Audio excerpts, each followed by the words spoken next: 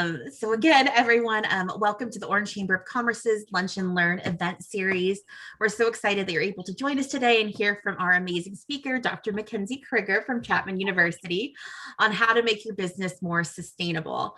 My name is Elisa Driscoll, and I'm the Interim Vice President of Community Relations at Chapman University, and I'm also proud to serve on your board of the Orange Chamber of Commerce, and I'm also going to be your moderator today.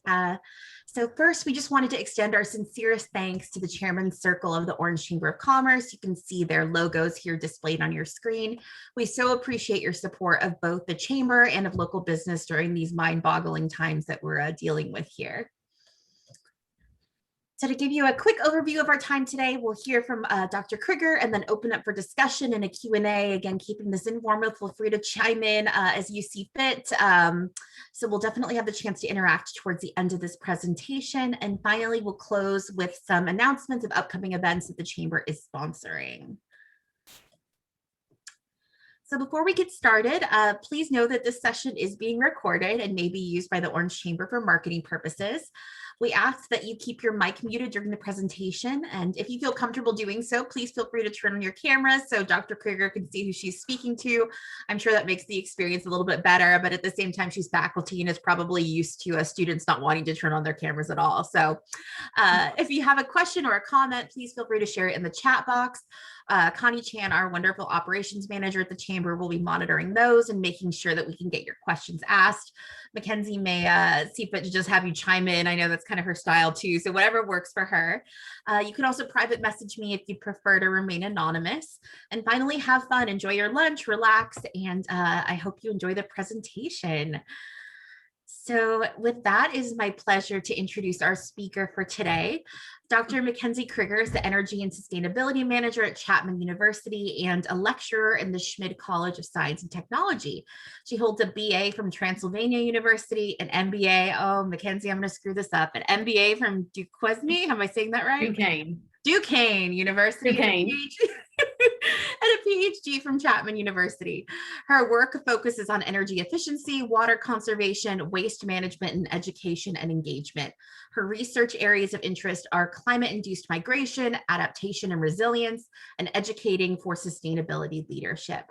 So with that said, I'll go ahead and turn it over to Dr. Crigger. All right, I will go ahead and share my screen. And we'll get going. Let me get this into present mode. Can you guys see that okay? Yes. All right. So if you have questions, feel free to ask them as we go along, or hold them to the end, whatever you're comfortable with, or drop them into the chat and Elisa or Connie can flag me down. So today we're just going to talk a little bit about how to reduce your ecological footprint and make your office a little more sustainable. So I think it's really important to talk about what is sustainability in general. Hopefully that's a term that's pretty familiar to most people, but when we talk about sustainability in a professional environment, we think of it as the masterful balance of meeting our own needs without jeopardizing the ability of future generations to do the same. You could think of it as sort of a 7 generation. So whatever we're doing, we want to be sure that we're not harming anyone or anything 7 generations out from us. And so why does sustainability in business matter? There are a couple of quick statistics that I'd like to share with you guys that could hopefully help you understand why it's really important to consider sustainability in your business. So everybody works from a building or from a house. You work from somewhere. And buildings consume 1/6 of all fresh water. They consume 25% of the world's forest harvest, and they consume 40% of all other raw materials. So when we think about how much a building actually consumes, it is, they're the biggest greenhouse gas emitter. They're the biggest energy user when you look across anything across any sort of consumption. Lots of times people think that transportation is the largest consumer, but it's actually not. It really comes down to businesses and homes being the largest consumers. So when we think about how our buildings are constructed, construction and demolition of buildings, because at some point a building outlives its useful function. If we can get a building, most buildings are built to be a 50-year building with the expectation that you're going to have to do some work. You're going to have to do some significant renovations to keep it going on after that 50-year lifespan. But at that point, buildings produce about 40% of all waste that comes out of construction and demolition. However, building occupants in high-performing green certified office environments scored 25% higher on cognitive function. So that means that if you're in a building that's operating sustainably, your employees are more productive. They're happier at work. They're doing a better job for you. They also have fewer sick days and fewer sickness symptoms. So if you're in a building that's healthy, if it has good air quality, it has good light quality, if people are happy to be there, they're less likely to miss work because they're sick, and which in turn also makes them more productive employees and probably makes them happier employees. So they're working more for your business and doing a better job. You also saw 6% higher sleep quality scores for people who work in a building. And so if you think about, if you're tired when you come to work, you're not going to function well. And so if you're in a building that's a healthy building, that's an energy efficient building, that is environmentally sound, then that's really going to help your employees not only when they're working in your office, but it's also going to help their quality of sleep. They're going to be better performers and probably happier folks at work. So just a few ideas to kind of get your brain thinking about different things that your business can do. So when we think about ideas for energy efficiency in buildings, this is really where we see businesses able to save a lot of money. So one of the easiest things that you can do, most people in Southern California Edison are on SCE. So Southern California Edison is most likely your utility provider, unless you're in Anaheim. If you're in Anaheim, you have Anaheim Water and Power. And they also have quite a few rebates. Their system's a little bit different, but if that happens to be where you are, I'm happy to chat about that. But with SCE, they have a really, really robust website that you're able to get really very detailed, personalized tips for things that are happening within your building. So when you log on to their website, it will actually prompt you to take a survey, and then you can see how you compare with your neighbors. And then from that, they'll give you guidance on different appliances that you can purchase. So if you need to replace a boiler, if you need to replace a water heater, if you need to replace a piece of HVAC equipment, they'll provide rebates, and they'll also give you some guidance on these are the ones that are more energy efficient. These are the ones that will work best with the system that you have in place. So it's a really, really great resource. It also gives you rebate opportunities for everything from LED lighting to, water fixtures. And people are always surprised when I say that you can get rebates on water fixtures from your energy company, but because most people either have gas water heating or electric water heating, if you're having to heat less water because you use less water, that's an energy savings. And so that's to a benefit for your energy company. You can also participate in demand response programs. So, right now, because lots of people are working remotely, demand response programs are really great. And this is where the utility company will actually pay you to reduce your consumption during certain times of the day. It's typically a set program. So it might be every Wednesday from 4 to 5, 2 days a month or something. And when they have an event, you turn your thermostat up or down based on the time of year it is. So you may normally have your office thermostat set at 74. You may bump it up for that hour up to 80. And then because you've shed that load from the grid, the utility company will actually send you a check as a thank you for helping reduce the amount of consumption that is coming to the grid. They also have smart energy programs. Smart energy programs work very similar to demand response programs, where they sort of just pay you to reduce your consumption.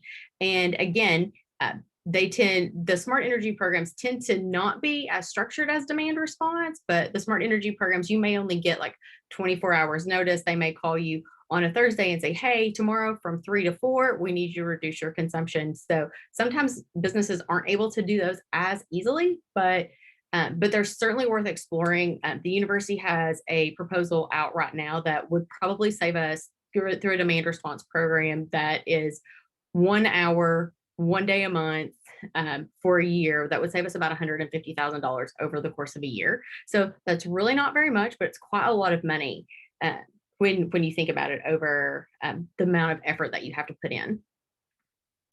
There's also a summer discount program. As most of you know, it's very hot in the summer, and that's when people tend to use a lot more energy. So through the summer discount program, what that actually allows is Southern California Edison to control your HVAC unit. You can say no, but what they'll do is they will send it if you say yes when they're having an event, when they're expecting a high number of demand into the grid.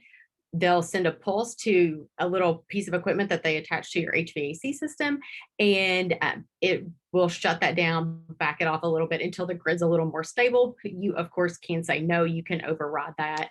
And but again, it's a great way to save some money and actually get an incentive check that will actually be sent to your business. And you can also actually do the summer discount program at your home as well.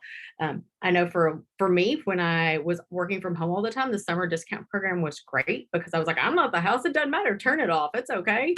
So I was, in the summer, there were times where I had a bill of like $8 or $10 because they had turned off my power, or not my power, but my HVAC system so many times over the course of the summer. But I wasn't in the house, so I didn't know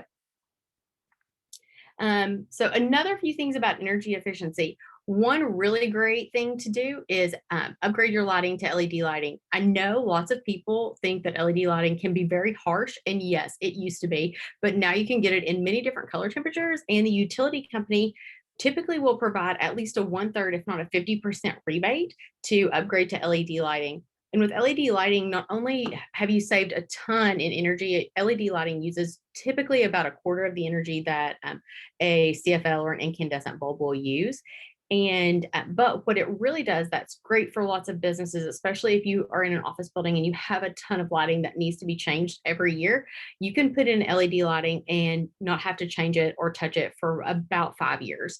So you have a huge maintenance savings. And if you have a large maintenance staff, it really helps push them into other areas. So they're not spending all of their time changing light bulbs. They can spend their time actually addressing like more pressing facilities issues that often go unchecked because you have to take care of something that's cosmetic like lighting. Investing in smart controls and thermostats is a really great thing to do too in your buildings. One of the nice things with smart controls and thermostats is it allows you to control your building remotely. So if there's a day when most people are working remotely, you don't have to go to the office to turn down your thermostat. You can do it right from your phone, or you can do it right from your computer. And again, these are programs that are also rebatable through Southern California Edison. Sometimes, I know most recently they had a $200 rebate on like the Nest and Google Home and a few other programs like that. And they also have them that are available on a large commercial scale too. So depending on what best suits your need, there is a rebate that's available through Southern California Edison. Using natural lighting is great. If you're in an office, unlike me, my office has no windows, so natural lighting is not a great option for me. I would be sitting in the dark. But if you have an office where you have windows and you have access to natural lighting, opening up those windows and being able to turn off your lights is great. Also, it's can be a little more soothing. You're not under harsh synthetic lighting. One easy thing that I really encourage everybody to do is when you're leaving for the day, if you have things that you would plug in and just leave plugged in, if it's not something that's crucial, like I leave my computer plugged in because I often need to remote in, but I unplug my cell phone charger. I unplug my phone because when I leave the office, it just goes directly to my cell phone. I, unplug, my power strip that's not connected to my computer. So anything that's plugged in, if it's plugged in, even if you're not actively running anything on it, it still does draw power. So anything you can do to reduce those plug loads can be great. And the other thing is to really consider energy efficiency when you're buying your products. If you're buying a new TV for a display in your office, or if you're buying new computers, look for something with an Energy Star label. Hopefully most of you have seen them, and we'll go over the Energy Star label here in just a second. But those things go a long way, and it really can become a selling point. So you can also encourage your employees to reduce energy use. Say, hey, we bought an energy efficient refrigerator. The new TVs that we bought, they're energy efficient. And so when you're able to illustrate to your employees that you place a priority on those energy efficiencies, then hopefully that helps them to consider some behavioral change actions that they might not have considered before, because as an employer, you're placing some priority on that. I also encourage people to consider an energy use policy. One of the things that we've considered at the institution where I work is having a reduction in, basically we say, okay, we're not going to turn the heating on until it gets to at least, 68 or lower, or we're not going to turn on the air conditioning until it gets to, 74 or warmer. Those types of bands really help when you think about, okay, if it's 85 degrees outside and I come inside and it's 74 degrees, that feels pretty good.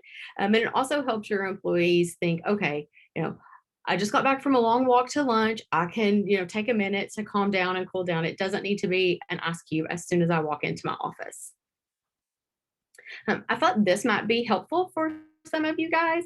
If you haven't seen an Energy Star guide, these are on almost any product that you purchase in the state of California now, but it will show you your estimated yearly operating costs, and it will also show you how much energy you can save by selecting a product. So it's a really easy, quick way to compare. You'll see these on TVs, you'll see them on refrigerators, you'll see them on washing machines, you'll see them on computers. So this really does a very nice apples to apples comparison. So you can say, oh, if I bought this TV, it's going to cost me $87 a year to operate it, and I will use, 800 kilowatt hours. But if I buy this TV, it's the same, same price, same make, same style, but is more energy efficient. So that's just a really quick, easy way to get some quick energy savings when you're buying new products. Water. We are in California and water is a big deal. There's some really easy ways to save water around your office. And one of those easiest things to do is install low flow devices. In the state of California, any new office building that's constructed is automatically required to install low flow devices. But to change out an aerator in a faucet is really easy. It's a very low tech fix. You don't even have to change the whole faucet. You literally just have to add, it's like a little screen that goes in right where the water comes out. So it's a low tech fix and works really easily. And there are rebates that are available. If you have a lot of irrigation, I really suggest a smart irrigation system. They're also very affordable and they're weather-based. So it won't irrigate if we're supposed to get rain. They won't irrigate if the soil's already wet. And it really can be a huge energy saver, or a huge energy and water saver. If you have the ability to transition your landscape, that's also a really good option too. One of the things that we did on campus was we slowly transitioned all of our landscaping to native or California friendly or drought tolerant landscaping. And the great thing about this was it really did, it changed the look of our campus, and so that something was always blooming. And it really became an educational piece for our campus. So we could talk to people about why we had planted certain plants, how they were bringing pollinators to our campus. And also it reduced our water consumption by 70%. So that was great. If you still want to keep your grass, you can. We've got things like a Bermuda hybrid, which uses 30% less water than other types of grass. So you do have lots of good options. And the Orange Water District and the Metro Water District are great resources. They provide tons of information. And Santiago College, Santiago Canyon College has basically it's a demonstration garden of different types of low water use plants that you can plant. And they have a Mediterranean version. They have an English garden version. So if that's the type of look that you're going for, you can still have the look that you want, but have it be low water.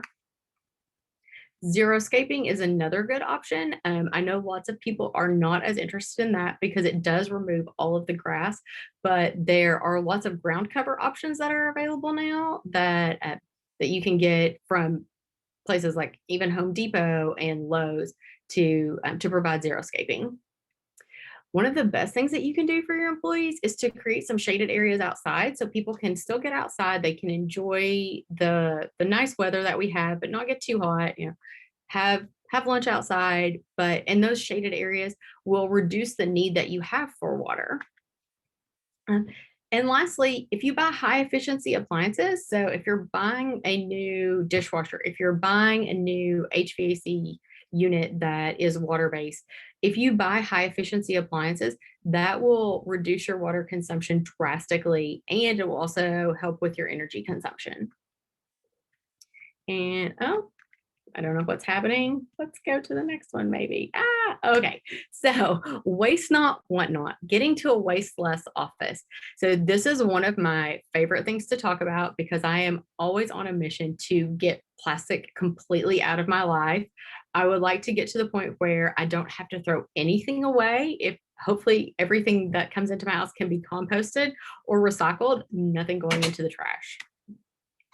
So just why reducing plastic is important. I know we live in California. We all know about how beautiful the ocean is. And we also have all been to the beach and we've seen disgusting plastic that gets washed on shore.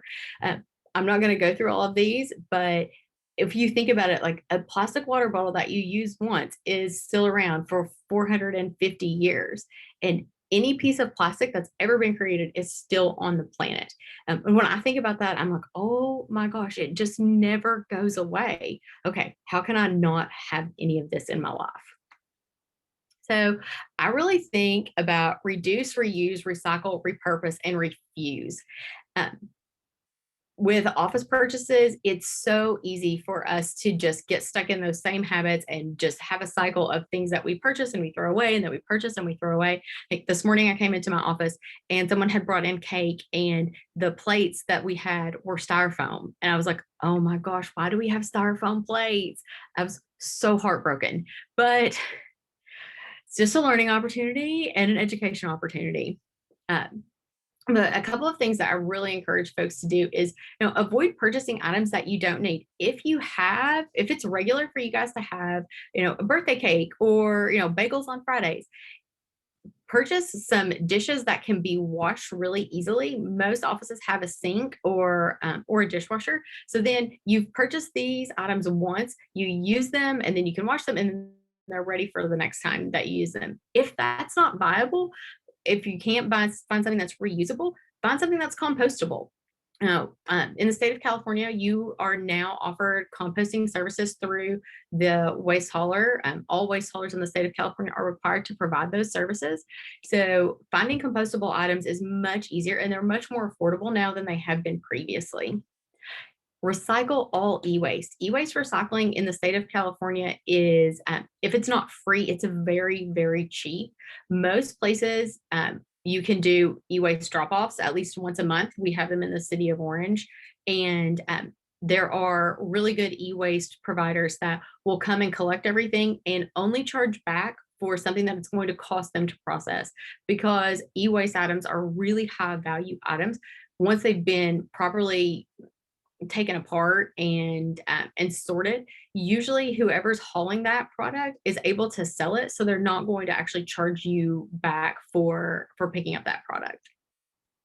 Small things like setting up a battery recycling program can be really important and really easy.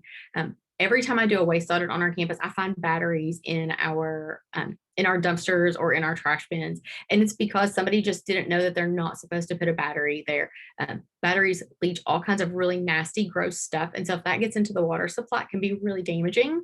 And so if that ends up in a landfill, if the landfill hasn't been properly prepared to keep things like that from leaching into the groundwater, it can cause a lot of damage. Composting is very easy, again, as I mentioned earlier, but setting it up in your office doesn't have to be hard. It can just become part of your waste management process. So if you're able to set up your compost, your trash, and your recycling bin all together, then it becomes really easy when people come in after lunch. They can scrape their bowl, rinse it out, put whatever needs to go in the recycling bin in the recycling bin, and toss whatever is left over into the trash bin. And when you have it all in one situation where it's all side by side, people aren't having to hunt for a recycling bin. They're not having to hunt for a compost bin. They're not having to hunt for a trash bin. It really will increase your diversion rates, and you'll likely see your waste reduce because people know what to do with the waste that they've created. They're not like, oh, I'm going to throw this on the recycling bin because I just don't know what to do. And I think maybe hopefully it's recyclable. But if they're all together and you can put some signage up that shows what's recyclable, what goes in each bin, what goes in landfill, what goes in compost, then it makes it so much easier for your employees. And then lastly, if you can donate any unused items instead of throwing them away, we do a lot of donations at the university. Lots of times when we do a construction project, we end up with extra materials that are left over, or we end up, we've ordered 25 chairs and we end up only needing 20 because, 25, those 5 don't fit in the room. So when we're able to, send those to Habitat for Humanity or to a women's shelter, that's keeping something out of the landfill, and it's also providing a service for organizations that are in the community that could benefit from it. Eating a low carbon diet and composting. So this leads us right into why eating a low carbon diet is something that's really, really easy to do, and increases your office sustainability. So our food system is responsible for 1/4 of all greenhouse gas emissions every year, which is quite high. Yes, it is true. And so when we think about why that happens, well, come on. There we go. So lots of times what ends up happening is forests are cleared for livestock, and those ruminant animals release a lot of methane during digestion. And then on top of that, if the fields haven't been cleared for livestock, if they're used for corn or rice or some other crop, the fossil fuels that are used to operate the machinery or to make food or to ship the food or make the fertilizers is again just adds to that carbon footprint. And so when we think about meat and dairy having an outsized impact, it takes 1,000 gallons of water to produce 1 gallon of milk. So anytime you can do anything to reduce the amount of dairy or meat that you're eating, it can really go a long way. So in your office, when you think about what changing your diet actually does, if you just, instead of eating a hamburger 1 day a week, that's the equivalent of taking 4 to 6 million cars off the road if everybody made that decision just once a week, and chose something that was lower on the global warming pollution related scale. So, if you skip beef and instead have a chicken sandwich, that can have a huge impact in terms of how over the course of a year. The carbon footprint of a vegetarian is only 1/3 of a meat eater. And again, you don't have to be a vegetarian all the time. You can, pick one meal a day that you're going to have it be meat free, and doing things like that and encouraging folks in your office to do things like that can really reduce the carbon footprint of your organization. Additionally, eating foods that are in season will also reduce this. So if you're buying food for your office, consider buying things that are in season. We're in California, so we're so lucky. Basically everything is in season all the time. So we really aren't limited in what we can eat like you are in other parts of the country. So when you think about how to reduce your greenhouse gas emissions through food choices, if you're providing food for your staff, consider vegan or vegetarian meals. In any event that I host on campus, we always provide vegetarian meals. They're not always vegan, but they're always vegetarian. And no one ever complains. Mostly no one has ever noticed that I'm feeding them vegetarian food. I don't tell them. And, at the end of it, they are just like, oh, this food is really great. Thanks. No one's mad about free food. The other easy way is to start composting. If you can provide composting for your staff in your building, it's one easy way to get that methane that would have ended up in a landfill out of a landfill and get it into a system where that food can be regenerated and turned into dirt. California, as I mentioned earlier, does require all waste haulers to offer a composting program. So if you call them and you want to set this up, they're required to help you find out how to manage it. And it's not smelly when it's managed properly. I know that's everyone's knee-jerk reaction. They're like, oh no, it's going to be so gross and smelly. It's really not. If it's emptied every day, you don't even need to like have it like any special bag or any special system. Responsible procurement.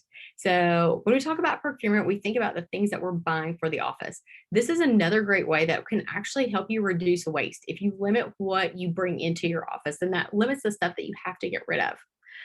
If you prioritize purchasing items that are made with recycled content, depending on who you do most of your purchasing for, they may even already have a green shopper's guide available for you. The organization that we purchased most of our items through had a green shopper's guide. So it prioritized, items that were made with recycled content. The default purchase if you were buying paper was that it was at least 30% recycled. And usually, wherever you're purchasing your office supplies from, they're invested in making sure that you get what you want. So they'll help you through those purchases and find things that aren't much more expensive. Mostly now, you don't really see a huge jump in price if you're prioritizing purchasing items with recycled content. Again, I just really encourage folks to avoid purchasing single-use items, like disposable silverware or styrofoam coffee cups or plastic coffee stirrers. These are all things that you can find a compostable alternative or a reusable alternative. It's, I know I was in Elisa's office the other day and they have reusable cups that we're able to, drink a cup of coffee, you wash it out and, put it back in the cabinet and it's available for the next person. Provide coffee pod recycling. I know we all love our coffee and we all drink coffee pods. I have coffee from my Nespresso every day and it comes in a little pod. But Nespresso and other organizations will send you a bag that you can collect everything in and put it, just drop it back in the mail. Then there's an organization called TerraCycle that also will, you have to pay for the shipping on the front end, but they send you a box. When it's full, you ship it, you tape it up and you ship it back and they'll recycle and compost the coffee pods. Those types of things are really easy and they're a really visible way to engage your employees with what you're doing. We had coffee pod recycling in my office on campus, and then slowly over time, people from other departments that were like, oh my gosh, you can recycle coffee pods. I had no idea. And now pretty much everybody on campus has a coffee pod recycling and it's just part of our campus culture. It's just what we do. People just don't even think about it. They're just, when they need a new one, they're like, oh no, we're out. We got to get a new one. Don't throw that coffee pod in the garbage. So it's one really easy way that you can change behavior in a way that doesn't really interrupt anybody's routine. The other thing I would consider or that I would encourage you to do is seek out fair trade and ethically sourced clothing if you provide uniforms. Most uniform companies now are providing ethically sourced and fair trade items.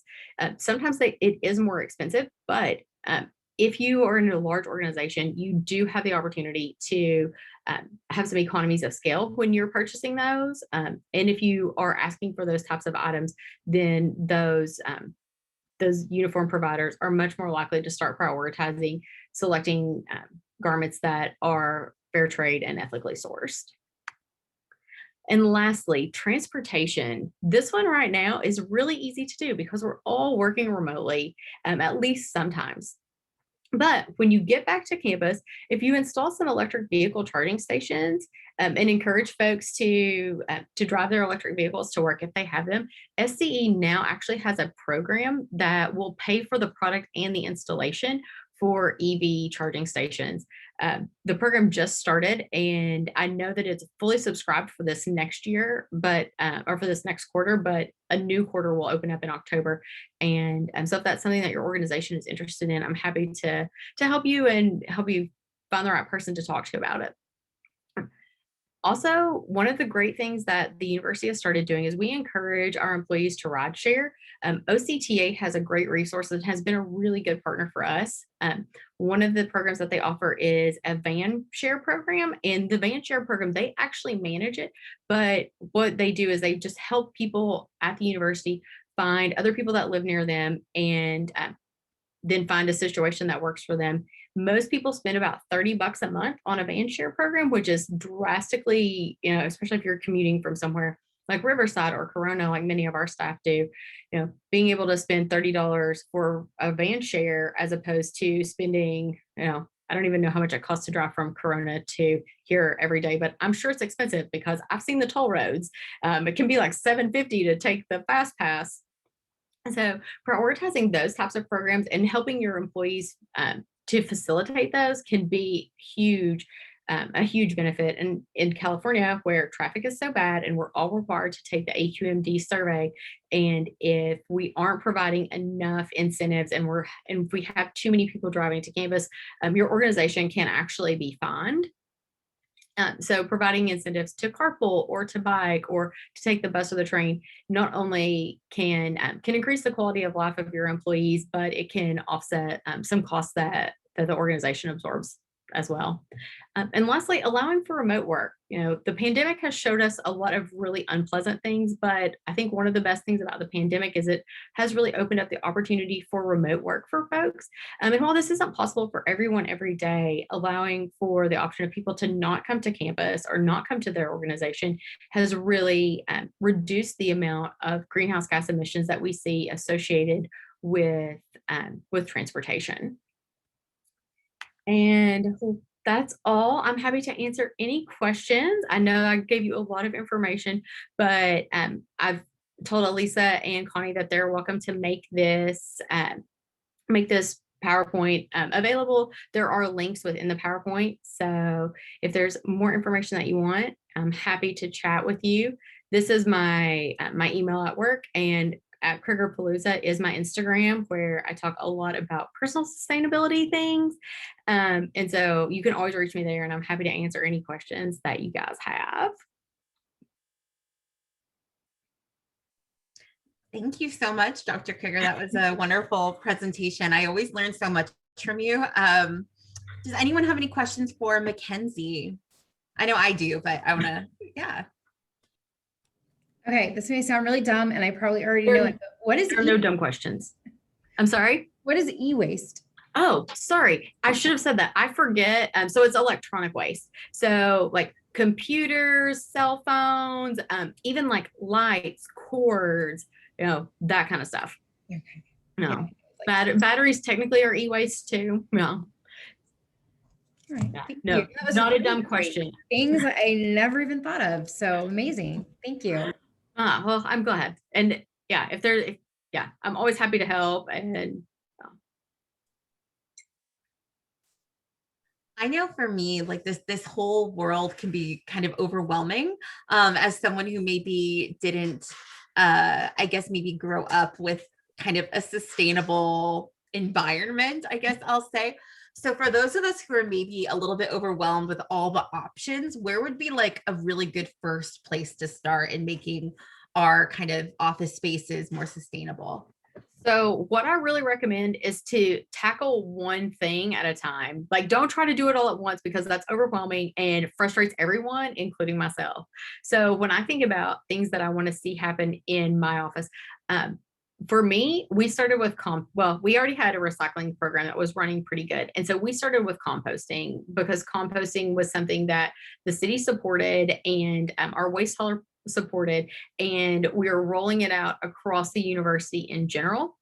And it's a program that our custodial staff is really familiar with, and so they were able to support it. So I think when you're thinking about things that you want to do within your own office, it's important to think about the infrastructure that you have.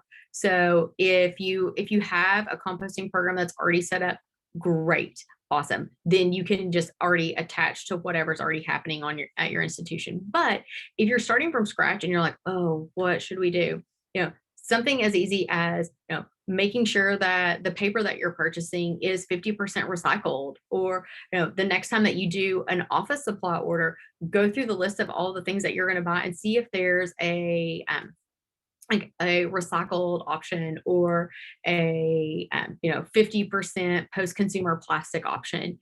And those things become really easy. And then once you do it once, it sort of just becomes the standard. It becomes the default. And you're like, oh, okay, this is what we did last time. We'll just do that again. So it just sort of becomes a habit, and it kind of goes on autopilot. So you don't really have to think about it. I think like my question is, I know you talked about TerraCycle and K-Cup recycling. Are there options for like personal ones? Because I have seen the TerraCycle boxes and they're huge. Because when I used to work at Disney, they had those in our like office break room space, and they're like half the size of me. So are there like smaller personal options that we can utilize? Yeah, so the two like smaller options, so TerraCycle now finally does have like littler ones. And so that's a good option. But Nespresso has a free option, and you can just like go on their website and they will send you a bag. Like you don't have to order anything, they'll just send you a bag. And then the other option too, if you can find them, there are compostable K-cups that you can find that that can go just in like your regular trash, they'll eventually compost, or if you have composting, you can just throw it in the compost and it'll go. Okay, cool. Thank you. Yeah. I was very excited when I found the compostable K-cups because I have like my little like reusable K-cup that I just fill and use for the office. But I found the compostable ones and I was like, oh, these are so great. I was like, because I know a lot of people are like, I'm not refilling a K-cup every day. Like that's dumb. Doesn't Trader Joe's have them? I've They seen did. them. Yeah. Yeah, I've got one laying right here. It was laying on my floor. That's kind of gross, but yeah, I got this one from, I think this one came from maybe Whole Foods. Yeah. But, and I bought a 4-pack and I've given them away to everyone in my office. I'm down to one. So I was like, great, that's perfect. So what would you say maybe for those of us in positions who don't have the ability to decide maybe where we're procuring items from, or kind of what our office policies are, what would be a good way to kind of demonstrate the value of a lot of these initiatives for the higher ups in our teams? Yeah, that is a great question. So one of the things that I found really effective is that if I'm not in the position to make the purchasing decision, to find the person that is and show them the difference in price. Because lots of times the knee-jerk reaction is, oh, I'm not going to do this because it costs X number of dollars more. But one of the things that we found is that when we find comparable products and we can show them on a like side by side, say, okay, you always bought this plastic plate, but this compostable plate is actually cheaper. And you can get, you only got 20 when you bought from this organization and it was plastic and it had to be thrown away. You couldn't recycle it. And when you bought it from this organization, you actually get 50 and it's like 10% less. So those types of things have been really effective. And then also if you can appeal to like, I don't necessarily think it's necessarily good to like be like, this is the right thing to do, so we should just do it. That typically doesn't work. But if you have other people in your organization that feel the same way that you do, and they can also make that same ask and say, hey, I would really like it if we could have a compostable option or a reusable option. And so then if it's not coming from just one person, that can be a really effective way to do it too. Any other questions for Dr. Crigger today? Okay, let me go ahead and share my screen one more time. Okay, so just to give you a heads up on a few upcoming events the Chamber is sponsoring. The first is May 19th at noon, which is our business networking group, our monthly group that just meets and forms some connections. It's always a great time. On May 25th at 9 a.m., we're hosting our Eggs and Issues event with the City of Orange Fire Chief Sean DeMatopoulos. He's the new fire chief in the city, and so we look forward to hearing from him and his priorities and all of the good things that are going on with the new fire building in the city. So with that said, I just wanted to thank Dr. Crigger again. Thank you so much for being here today. Thank you all for being here today, and I hope you have a great week.